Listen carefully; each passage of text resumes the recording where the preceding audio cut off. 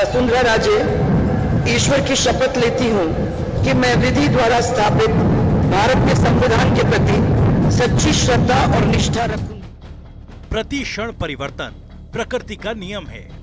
भगवान राम ने बात कही थी विभीषण से जब वो रावण के बाद लंका की सत्ता संभालने वाले थे। अक्सर हमने आसपास लोगों को कहते भी सुना है कि परिवर्तन प्रकृति का नियम है, लेकिन राजस्थान की राजनीति में पिछले 20 सालों से सत्ता परिवर्तन जरूर देखा गया हो, लेकिन मुख्यमंत्री के चेहरे दो ही रहे हैं। कांग्रेस की ओर से अशोक गहलोत तो वहीं बीजेपी की ओर से वसुंधरा राजे।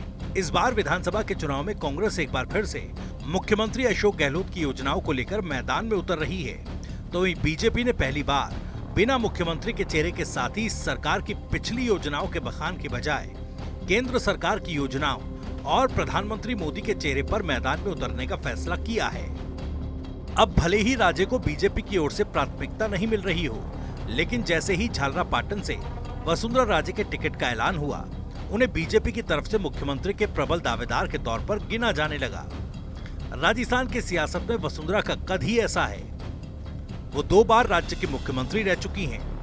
काफी समय से उन्हें साइडलाइन माना जा रहा था, लेकिन बीजेपी को अपनी रणनीति पर फिर से विचार करने के लिए मजबूर होना पड़ा। राज्य की राजनीतिक शुरुआत वैसे तो मध्य प्रदेश के भिंड से लोकसभा चुनाव के जरिए हुई थी, लेकिन अपनी पहली हार के बाद राज्य ने फिर राजस्थान से राजनीतिक सीढ़ियां चढ़ना शुरू किया। राज्य ने पहला चुनाव धौलपुर से लड़ा, जहां उन्हें जीत मिली। फिर राज्य को उनके बाबूसा ने झालावाड़ से लोकसभा के लिए चुनावी मैदान में उतार दिया।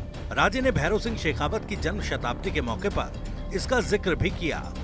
राज्य झालावाड़ से सांसद बनी तो उन्हें 2002 में अटल बिहारी सरकार में मंत्री बनने का मौका भी मिल गया, लेकिन 2003 में जब राजस्थान में विधानसभा चुनाव की बारी आई तो राज्य के बाबूसा ने एक बार फिर राज्य पर भरोसा जताते हुए उन्हें इस बार राजस्थान बीजेपी की कमान सौंपते हुए विधानसभा चुनाव की कमान सौंप दी। इस चुनाव में राज्य ही मुख्यमंत्री का चेहरा थी और उन्होंने मिशन 2003 के फतेह के लिए राजस्थान की सभी विधानसभाओं का दौरा किया। इस चुनाव में बीजेपी ने 120 सीटें जीती और वसुंधरा पहली बार मुख्यमंत्री बनी। 2003 के बाद 2013 में भी राज्य के नेतृत्व में ही बीजेपी ने सत्ता में वापसी की और इस बार उनकी जीत ऐतिहासिक रही। 2003 के चुनाव में बीजेपी ने प्रदेश की 200 सीटों में से 163 सीटों पर जीत हासिल की। सत्ताधारी कांग्रेस को इस चुनाव में महज 21 सीटें मिली और तो और सरकार के 30 मंत्रियों में से मुख्यमंत्री समेत सिर्फ 4 मंत्री ही अपनी सीट बचा पाए। 25 नवंबर को जब चुनाव के लिए घोषित उम्मीदवारों की पहली सूची में वसुंधरा के कई करीबियों को टिकट नहीं मिला, जिसके बाद राज्य के साइडलाइन होने को बल मिलने लगा, मगर दूसरी सूची में वसुंधरा राजे के साथ ही उनके कैंप के ज्यादातर नेताओं को टिकट मिल गया। वसुंधरा खुद झालरापाटन से चुनाव लड़ेंगी।